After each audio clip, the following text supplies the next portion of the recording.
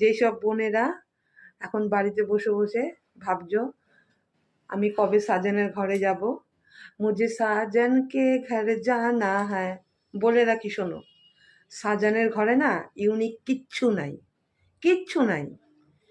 সাজানের ঘরে আসলে তোমাকে সকাল থেকে রাত পর্যন্ত খাটতেই হবে, খাটতেই হবে।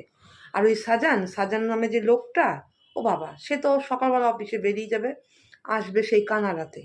আর তুমি সারাদিন তার জন্য রান্না বান্না করে রেডি করে রাখলে, তোমার সময় কোনো দাম নেই।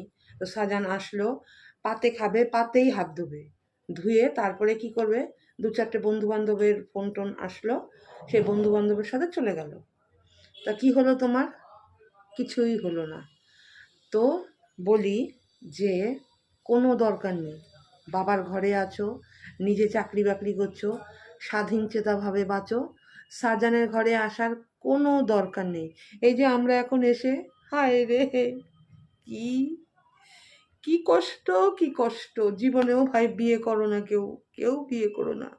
দিল্লি কা লাড্ডু জো খায় ও ভি পস্তায়, জো না খায় ওই পস্তায়। না খেয়ে পস্তাও ভাই, বিয়ে করো না। সত্যি কথা, বিয়ে করো না, সাজানোর ঘরে আসার কোনো দরকার নাই। কেমন?